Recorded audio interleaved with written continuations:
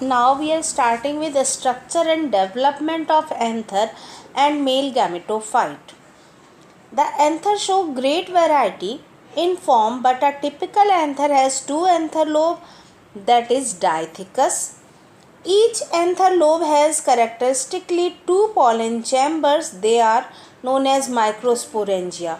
A large number of pollen grains, that is microspores, are present in each microsporangium. Development of microsporangium is eusporangiate type. In the beginning, a young anther is a four-lobed structure made up of parenchyma, mass of cell bounded by epidermis. In each lobe, a few hypodermal cells function as archisporial cells. These cells are larger, slightly radially elongated with dense cytoplasm and prominent nuclei. The archisporial cell divide periclinally to form primary parietal cell and primary sporogenous cell. The cell of parietal layers after division from 2 to 5 concentric layer of anther wall. The primary sporogenous cell further divide, further forming sporogenous tissue. Now I am explaining structure of anther and formation of microspore. A young anther usually becomes four-lobed at an early stage of development. Some hypodermal cells become distinct in each lobe. These cells, known as archisporial cells, divide periclinally, forming a primary parietal cell, parietal layer, as I told you, towards the outside, and a primary sporogenous layer toward the inside. The primary parietal layer divides again, forming a variable number of cell layers which form the wall of the anther. Anther wall. The mature anther wall shows an outermost single layered epidermis followed by a layer of endothecium, 2-3 middle layers, and a single layered innermost tapetum. The wall of the anther is thus made up of an epidermis and endothecium, one or more middle layer, and usually a single layer of tapetum. The epidermis comprises of tangentially stretched cells. The endothecium has columnar cells, and the radial and inner tangential wall of these cells have characteristic fibrous thickening bands. The cells of the middle layers are ephemeral and degenerate before the pollen mother cell undergo meiosis. The outer three wall layers perform the function of protection and help in dehiscence of anther to release the pollen. The tapetum, which enhances the sporogenous tissue, has densely cytoplasmic cells which may be multinucleate. It serves as a nutritive tissue for pollen mother cell and microspores. In erythobium, epidermal cell develops fibrous thickening, and such an epidermal layer can be called exothecium. The endothecium is single layered and its cells are radially elongated with fibrous band of cellulose. The endothelial cells are slightly lignified at maturity. The cells of middle layer are generally short-lived and degenerate at the time of formation of pollen grains. Tapetum has a considerable physiological importance as all the food material to the sporogenous tissue must pass through it. Tapetal cells have dense cytoplasm and clear nuclei. Based on the behavior, the tapetum is of two types: glandular, which is also known as secretory or parietal, and second one is amoeboid, which is also known as invasive or periplasmodial. So number one, tapetum, known as glandular or also known as secretory or parietal. The glandular tapetum is more common in angiosperms. Its constituent cells do not disorganize during development of pollen grain. The breakdown of tapetal cells takes place at the time of pollen maturity. I am repeating. The breakdown of glandular tapetal cells takes place at the time of pollen maturity. Till then, the substance are secreted to the pollen sac from tapetal cell.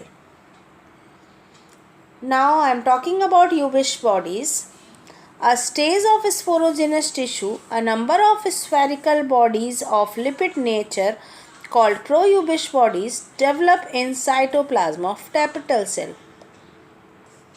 After the formation of pollen grain, cytoplasm of after the formation of pollen grain, the proubish bodies rapidly becomes coated with sporopollenin at the surface of tapetal cells and now termed as Ubish bodies.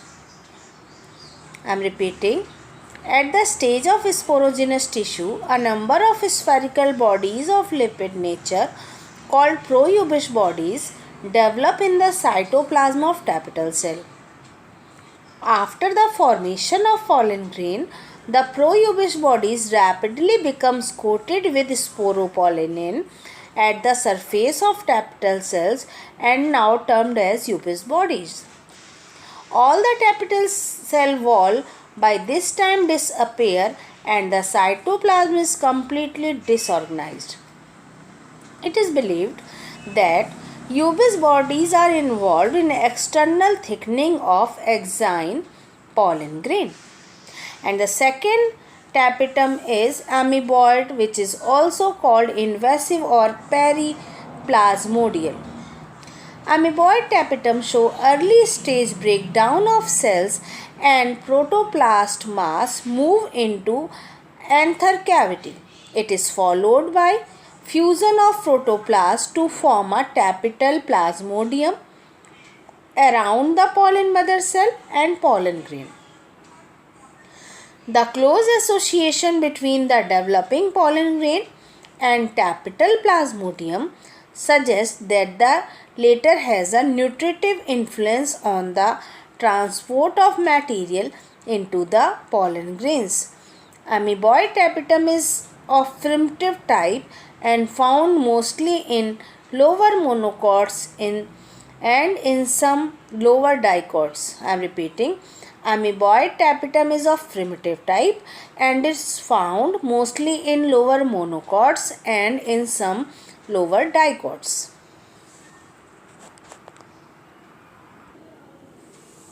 The primary sporogenous tissue may either directly or after dividing mitotically function as a microspore mother cell, which are diploid cells.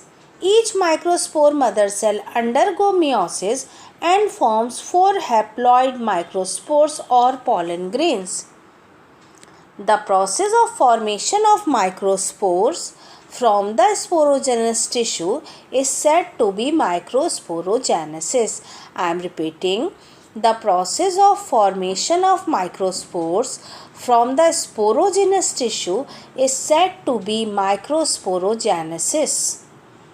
Genesis का मतलब हुआ formation और microspore का मतलब microspores यानी pollen की initial stage, इसको बोलते हैं microsporogenesis.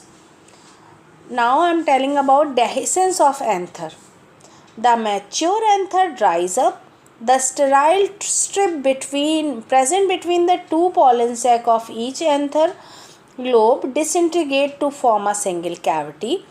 With the loss of water, the thickened dead cell of endothecium contract from their outer thin wall. It brings their outer radial wall nearer. Endothecium shortens and ruptures the anther lobe wall in the region of stomium. The exposed spores are dispersed by various agencies of pollination. I am repeating. Dehiscence of anther. The mature anther dries up. The sterile strip present between the two pollen sac of each anther lobe disintegrate to form a single cavity. With the loss of water, the thickened dead cell of endothecium contract from their outer thin wall. It brings their outer radial wall nearer. Endothecium shortens and ruptures the anther lobe wall in the region of stomium. तो जहाँ से ये rupture करके फट जाती है उस जगह को बोलते हैं stomium.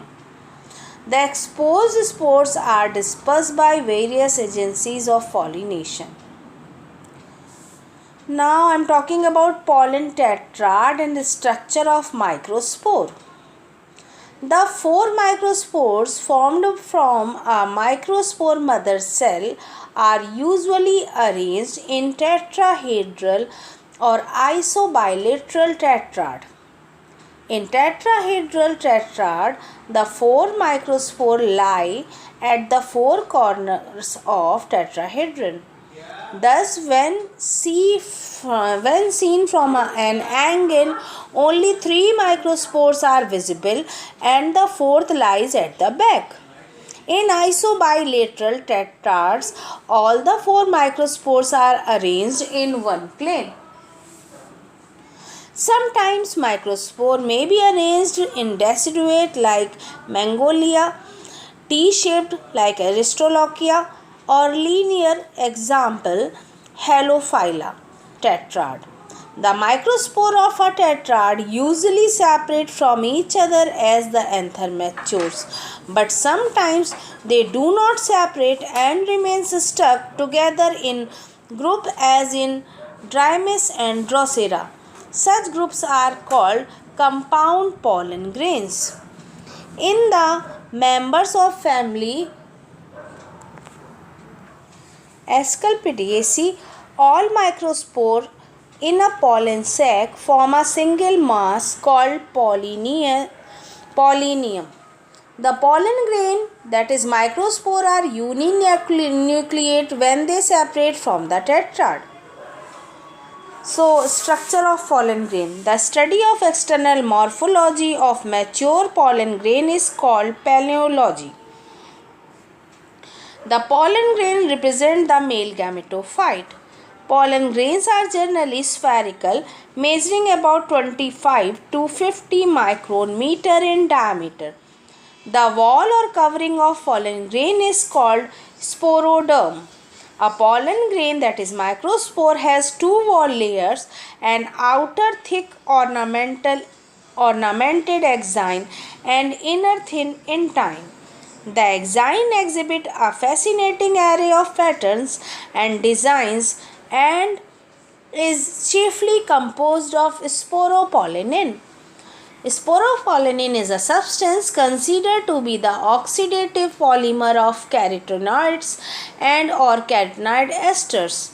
It is biologically the most resistant substance which can withstand high temperature and strong acid and alkali, thus providing resistance to physical and biological decomposition and hence check natural decay of pollen grain.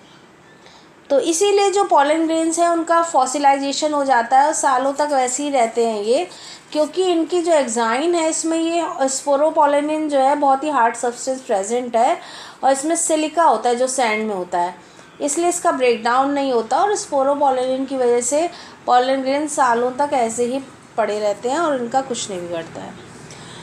No enzyme that degrades sporopollenin is so far known. Hence, pollen grains are found well preserved as fossil. At one or more places, exine is lacking. This region are known as germ pore, and the pollen tube emerges through this region. क्योंकि अगर यहाँ पर भी पूरी जगह रहेगा अगर sporopollenin, तो पॉलन ट्यूब बाहर ही नहीं आ पाएगी उसको ब्रेक करके, ब्रेक तो हो नहीं पाएगा. इसलिए पॉलन ग्रेन में एक ऐसा रीजन होता है जिसको बोलते हैं जर्म पोर, वहाँ पर स्पोरोपोलेनिन एब्सेंट होता है जहाँ से पॉलन ट्यूब निकलती है. फिर in dicots there are normally 3 germ pores tricoplate, while in monocots only 1 germ pore monocoplate is present. The intine is composed of pectin and cellulose. I am repeating, intine is made up of pectin and cellulose, and at the time of pollen germination it produces through the germ pore and give rise to pollen tube. Pollen grains are densely cytoplasmic as long as they are in tetrad, but soon after they release from the tetrad they undergo considerable enlargement and their cytoplasm becomes highly vacuolated. Now I am explaining pollen kit. Pollen kit is an outermost oily layer forming a thick coating on the pollen surface of many insect pollinated species. The stickiness, odor and color of pollen grain are due to pollen kit material. This material is mainly composed of carotenoid and flavored pigments, imparting yellow or orange color to the pollen. In insect pollinated flower, the exine of pollen grain is covered with a yellowish, viscous and sticky substance called pollen kit. Beside forming a protective envelope, the pollen kit sticks to the body of the insect and thus help in pollination. It acts as an insect attractant and protect pollen grains against ultraviolet radiation. So, what are the functions may be attributed to pollen kit? Number 1, acting as an insect attractant. Number 2, protection of pollen grains against the damaging effect of UV radiation. And number 3, due to its sticky nature, it helps in the adherence of pollen grain to the insect body. Now I am talking about the function of tapetum, which is very important. Tapetum is having nutritive function. It supplies material for the development of pollen grain, or it may serve as transport channel through which material can reach the meiocyte during meiotic division in the pollen mother cell. The next function of tapetum is the amoeboid type of tapetum is responsible for producing callase enzyme. I am repeating, callase enzyme for the release of pollen grain of a tetrad by dissolution of callose wall. At the time of pollen grain wall formation, tapetum also plays a vital role through hubish bodies coated by sporopollenin, helping in external thickening of exine. Sporopollenin is resistant to physical and biological decomposition. Due to this property, the pollen grain wall are preserved for a long period during fossilization. Another function of tapetum is transfer of pollen kit material and tryphin to the pollen surface. So what is tryphin? It is composed of protein and hydrophilic substance. When pollen grains are moist, these toxic proteins are released, causing hay fever and pollen allergy. So what is pollen allergy? Pollen grains of many plant species like carrot grass, that is Parthenium, causes severe allergies and bronchial affections in human beings, often leading to chronic respiratory disorder, rhinitis, asthma, bronchitis, etc. Pollen allergy is common during spring when most of the plants are in flowering state. Now I am talking about pollen products. Pollen grains, especially the one collected by bees, are being used as a cosmetic and a food supplement. Pollen grains are rich in carbohydrate, proteins and fat. They are taken as tablet or syrup to improve health, enhance performance of athletes and race horses. Now I am talking about viability of pollen grains. As soon as the pollen grain are shed from the anther, they laid on the stigma by various agencies before they lose viability. The period for which pollen grains remain viable is highly variable and to some extent depends on the prevailing temperature and humidity. In some cereals such as rice and wheat, pollen grain lose viability within 30 minutes of their release, whereas in some species of Rosaceae, Solanaceae and Fabaceae, they remain viable for several months. Nowadays, pollen can be stored for years in liquid nitrogen at minus 196 degrees Celsius. This is important for NEET. I am repeating. Nowadays, pollen can be stored for years in liquid nitrogen at minus 196 degrees Celsius. Such stored pollen can be used as pollen bank.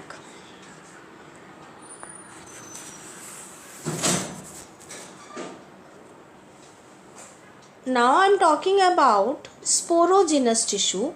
The cells of sporogenous tissue after separation from each other function of pollen mother cell PMC and can also be called meiocyte.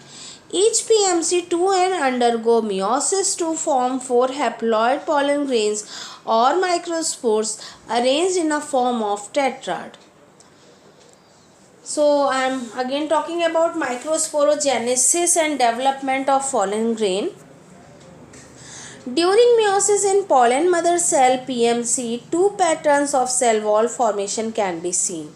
The cell wall formation or microsporogenesis at the time of microspore formation is of two types: successive and simultaneous. Successive. After the first meiotic subdivision, a callose wall is formed separating the two nuclei, leading to formation of a dyad.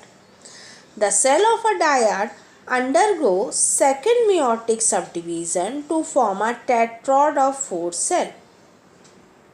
The callose wall is again